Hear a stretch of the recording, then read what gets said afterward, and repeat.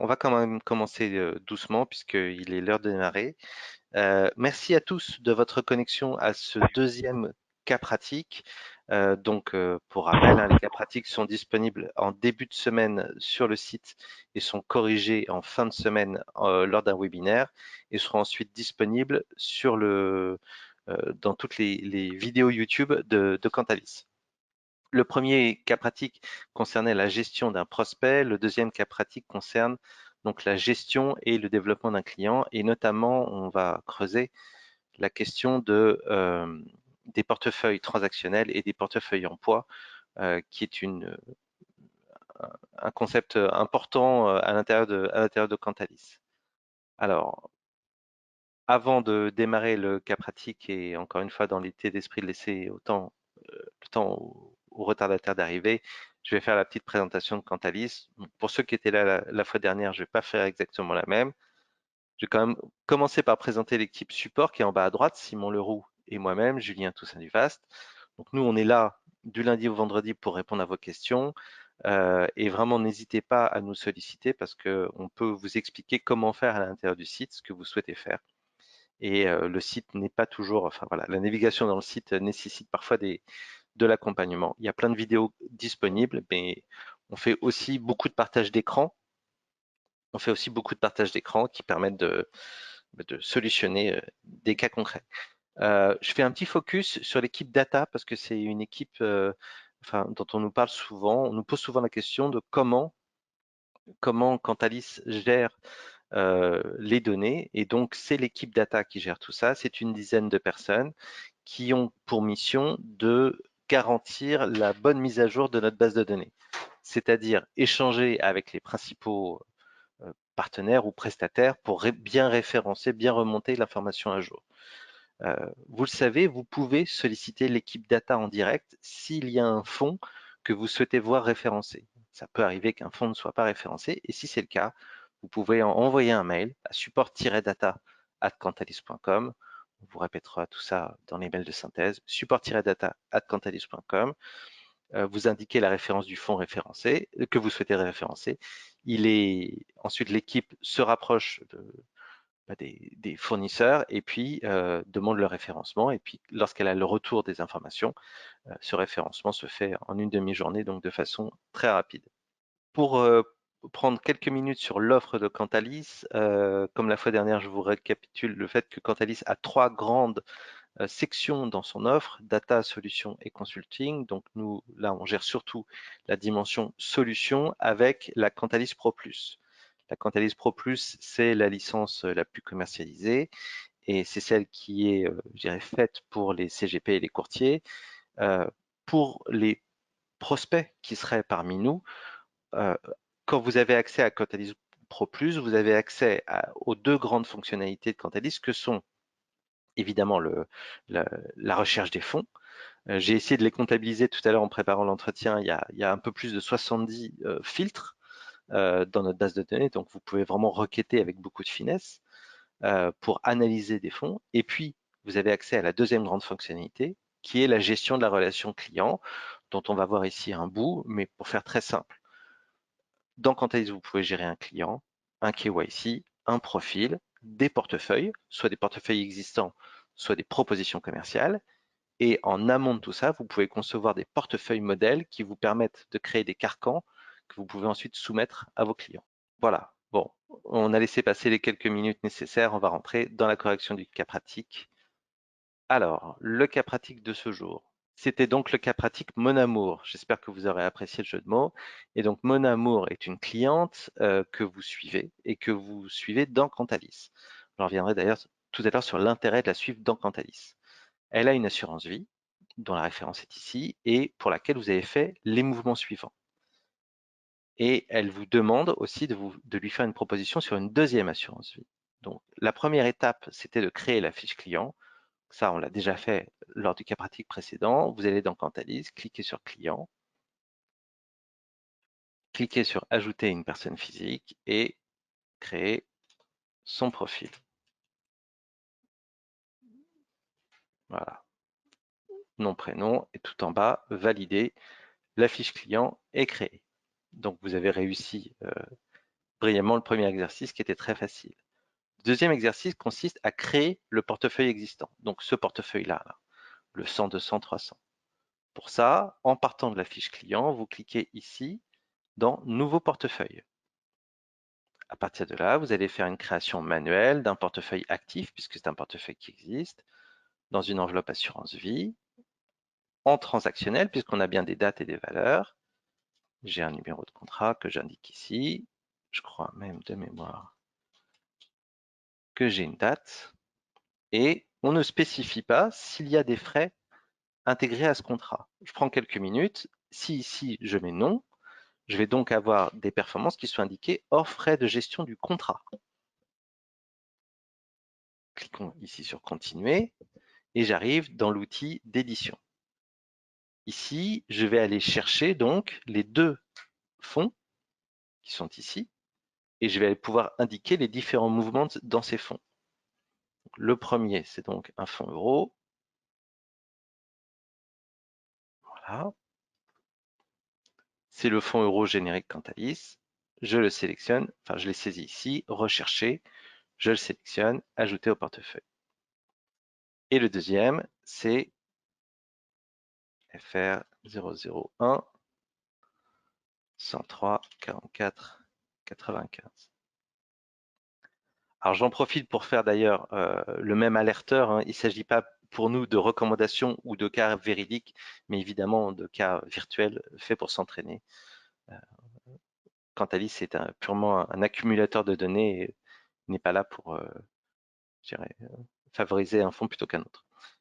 Voilà, donc les deux fonds ont été... Oui, Julien, tu m'as juste 2 secondes. Messieurs, dames, n'oubliez pas que si vous voulez poser des questions, il y a un petit espace sur le, enfin, n'hésitez pas à poser vos questions. On y répondra à la fin. Donc, n'hésitez pas à poser des questions par écrit. On fera un petit point, question-réponse à la fin. Et c'était ma seule remarque. Excuse-moi, je viens de t'avoir coupé. mais je t'en prie, c'est une bonne remarque. Donc, maintenant, on voit dans le... Je reviens ici, donc on voit qu'il y a eu 2 achats et une vente. Et on va donc les répliquer. Sans doute des choses que vous connaissez déjà, mais vous allez voir après des petites finesses. Je clique ici sur le A, comme achat, et j'indique donc un premier achat qui a eu lieu le 01 01 2008, et je peux cliquer ici sur valider et saisir une autre, ce qui va faire que je vais garder, je vais avoir, sauvegarder ma première transaction et je vais pouvoir saisir directement une deuxième. Donc je suis toujours sur le bon fonds, toujours en achat, sauf que cette fois-ci, je vais pouvoir gérer le deuxième achat que j'ai fait en 2010, 0101 2010, et pour 20 000 euros. Même chose, je peux faire valider et saisir une autre. Et cette fois-ci, je peux aller saisir l'action de vente, puisqu'il y a une vente. Je vais cliquer ici sur vente, mettre 1er janvier 2015. La vente s'est faite pour 13 500 euros. Pardon, 13 500. Et cette fois-ci, je fais valider puisque j'ai fini tous les mouvements que je voulais faire sur le fonds euro. Je vais faire la même chose pour le deuxième fonds. Je clique ici sur A et j'ai donc un achat au 1er janvier 2012 pour 15 000 euros. Je fais valider et saisir une autre et j'ai une vente au 1er janvier 2015 pour 5 000 euros. Je fais valider. Voilà, donc là, rien que de très classique. Pour votre information, si vous avez un doute sur les transactions que vous avez réalisées, vous pouvez aller ici, dans l'onglet Transactions, et vous allez retrouver l'ensemble des transactions que vous avez réalisées. Donc, notamment, là, si je vais sélectionner dans le filtre le fonds euro, je vois que d'ailleurs, j'ai fait une petite erreur puisqu'il n'y a pas mon action de 2008. J'ai dû aller trop vite, pas de problème. Très bonne illustration. Je clique sur Nouvelle transaction. J'ai un achat pour 20 000 euros. Et là, Voilà. l'intérêt ici, c'est que s'il y a, par exemple, un achat qui n'était pas de 20 000 euros, mais de 22 000 euros, on peut cliquer sur le petit crayon qui est à côté de 20 000 et on peut changer uniquement le montant ou la date d'achat. Exactement, et on peut supprimer si jamais on s'est trompé. Donc, maintenant, je vais faire visualiser votre portefeuille et j'ai fini la deuxième partie de l'exercice.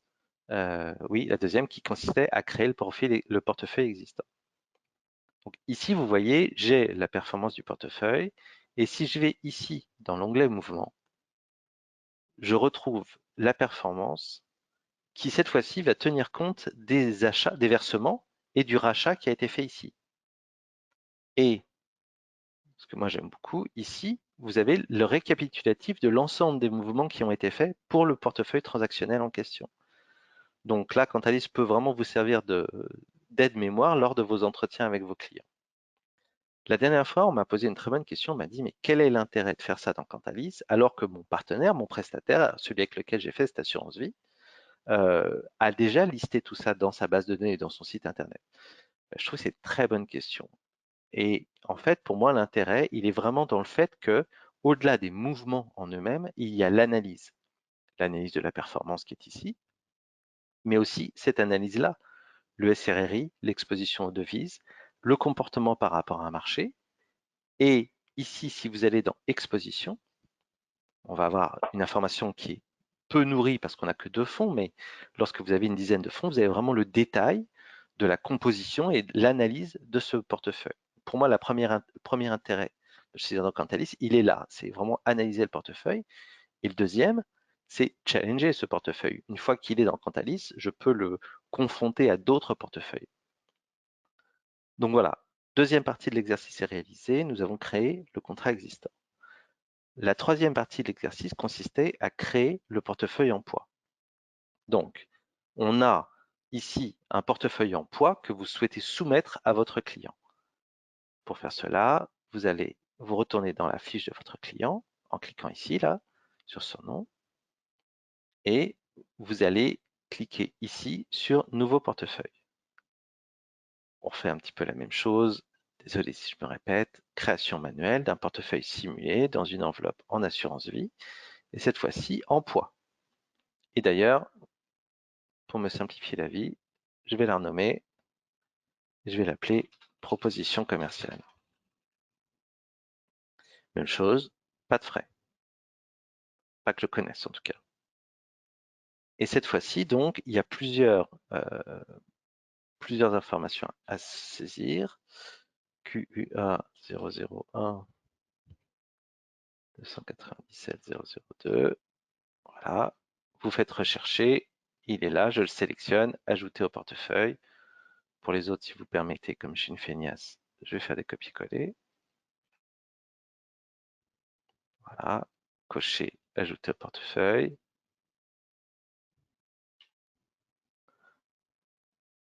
Cocher, Ouais. rechercher. Moi, je dirais que t'es pas feignant, t'es efficace, Julien. Ah! C'est pas pareil. En plus, ça évite les fautes de frappe. Voilà, pour votre information, ici, on peut copier-coller jusqu'à 10 usines les uns derrière les autres. Donc, j'aurais pu être encore plus efficace et faire comme ça. Voilà, j'ai repris mes 5 fonds. Hop là, ajouter au portefeuille. Voilà, il est là. Et cette fois-ci, je vais aller sur le symbole de crayon papier qui est ici et je vais définir la pondération entre les fonds. J'ai mis 20 partout. Et là, vous remarquez que je peux mettre un montant. Je vais délibérément non, d'ailleurs, je vais en mettre un parce qu'il y en a un dans l'exercice. 55 000 euros, c'est ce qui est envisagé. Je vais valider ici. Et donc là, j'ai réussi la troisième partie de mon exercice qui consiste à créer un profil, un portefeuille simulé en poids. Le portefeuille simulé en poids, je m'arrête 2 minutes sur ce concept, parce qu'il est vraiment intéressant. Là, on est vraiment dans une interface où Quantalis ne vous aide pas. C'est-à-dire que vous savez exactement ce que vous voulez proposer à votre client. Vous connaissez les fonds, vous connaissez la pondération. Donc, pour moi, la bonne façon de le faire, c'est faire un portefeuille simulé en poids. Et vous avez une visualisation backtestée de la performance de ce portefeuille. Je me répète, mais un backtest, ça veut dire que je remonte dans le temps avec une pondération qui est toujours la même. Il y a toujours 20% de chacun de ces fonds-là. Et voilà la performance. L'intérêt j'aurais pu encore une fois ne pas mettre de montant ici. L'intérêt, c'est que je présente une stratégie à mon client. Que mon client mette 50 000, 100 000 ou 400 000 euros, ma stratégie reste la même. Ça reste toujours la même pondération que je propose entre les fonds. Donc là, je présente, donc dans le troisième, dans la quatrième partie, je dois comparer ce portefeuille en poids avec le portefeuille transactionnel.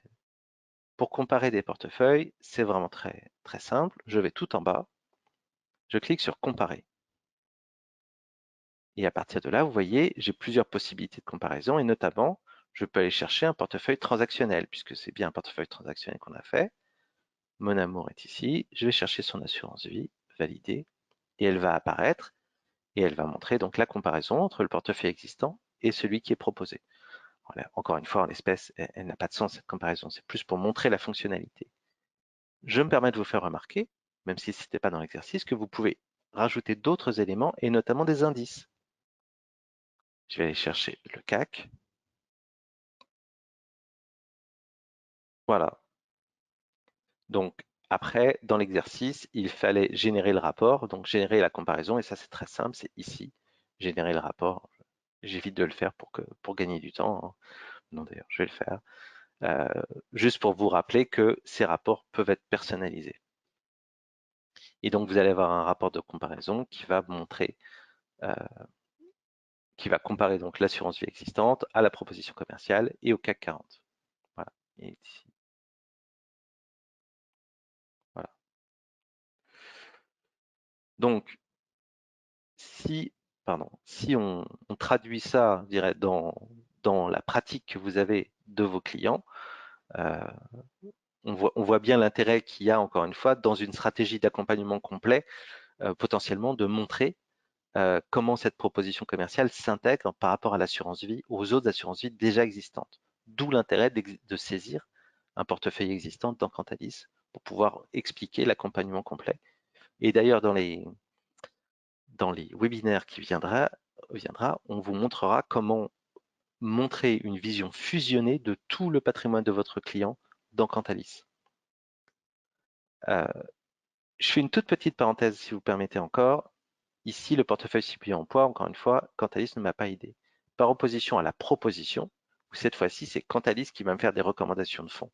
Donc ça, on y reviendra aussi dans d'autres cas pratiques. On a réussi, on a réussi le quatrième point et le cinquième, qui était de comparer les portefeuilles et de générer le rapport. Le dernier est peut-être pour moi le plus utile. Le client a vu la proposition commerciale que vous lui avez faite. Il est emballé par la recommandation et il vous dit « Très bien, j'investis 55 000 euros suivant la recommandation que vous venez de me faire. » Et vous passez les ordres au 1er janvier 2020. Comment faire pour transformer ce portefeuille, qui pour l'instant est un poids, en portefeuille transactionnel? C'est très simple. Vous partez de la visualisation du portefeuille, en bas à gauche, modifier.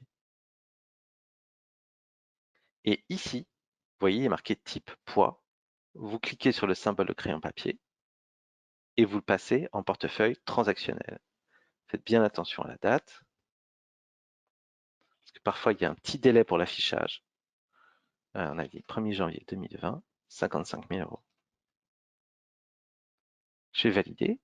Et donc, Julien, oui, excuse-moi, j'ai eu un petit ralentissement au moment où tu as cliqué sur le crayon. Je sais pas si c'est peut-être moi, donc messieurs, dames, excusez-moi si c'est que moi qui l'ai eu.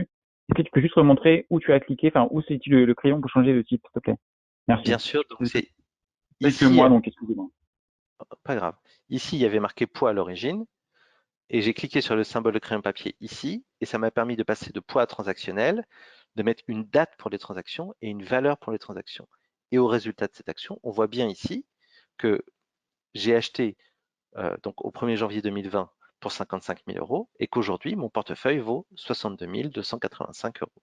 Donc, il a bien passé tous les ordres, enfin, virtuellement évidemment, hein, tous les ordres sur les valeurs et suivant les pondérations convenues. Et on remarque, vous en souvenez sans doute, il y avait 20% partout le 1er janvier 2020. Et évidemment, aujourd'hui, il n'y a plus 20% partout. Les pondérations sont différentes. Et voilà, je n'ai plus qu'à faire. Ah, pardon, j'ai oublié une chose. Je suis allé un petit peu vite, j'ai cliqué sur visualiser le portefeuille. Mais avant, comme c'est un portefeuille qui est devenu un portefeuille réel, puisque mon client m'a passé les ordres, je dois le changer. Et ici, il y a marqué portefeuille simulé. Je vais donc cliquer ici sur le symbole de crayon papier et le passer en portefeuille actif. Je peux lui mettre un numéro et une date. Donc, il a été ouvert le 1er janvier 2020. Je vais valider. Et cette fois-ci, j'ai fini mon exercice. Je peux visualiser mon portefeuille. Je vais me permettre, je ne sais pas combien de temps j'ai pris, mais je vais me permettre de revenir sur la fiche client. Et vous allez voir que dans la fiche client, j'ai donc bien, là où j'avais une proposition, un portefeuille simulé qui était ici, il est devenu un portefeuille actif qui est ici, que je peux renommer d'ailleurs, parce que c'est plus une proposition, c'est un portefeuille actif. Donc voilà, ça me permet de clore ce deuxième cas pratique, dont vraiment pour moi l'intérêt c'était de montrer comment créer des portefeuilles simulés en poids, donc comment créer des propositions commerciales lorsque vous avez déjà une conviction, c'est-à-dire que vous savez exactement ce que vous voulez proposer. Dans les cas pratiques à venir, on verra aussi comment créer un portefeuille modèle. Un portefeuille modèle, c'est, j'allais dire, exactement pareil, sauf qu'on fait un modèle qu'on va appeler typiquement un modèle prudent, par exemple, et qu'on va pouvoir appliquer comme un carcan à tous les clients qui ont un profil prudent. L'intérêt de créer un portefeuille modèle plutôt qu'un portefeuille simulé en poids, c'est qu'ensuite, je peux faire ce qu'on appelle de l'arbitrage de masse. Et donc, lorsque je change le modèle, changer tous les portefeuilles qui sont liés à ce modèle. Voilà, je finis ma synthèse avant de donner la main à Simon sur effectivement le récapitulatif du fait que les portefeuilles transactionnels permettent d'avoir une vision analytique que souvent, enfin, que les sites des prestataires ne donnent pas nécessairement, puisqu'ils sont plus là pour donner un état des mouvements. Le portefeuille en poids, j'en ai parlé. Et puis, il me reste à vous dire que le prochain cas pratique aura lieu le 4 juin 2021,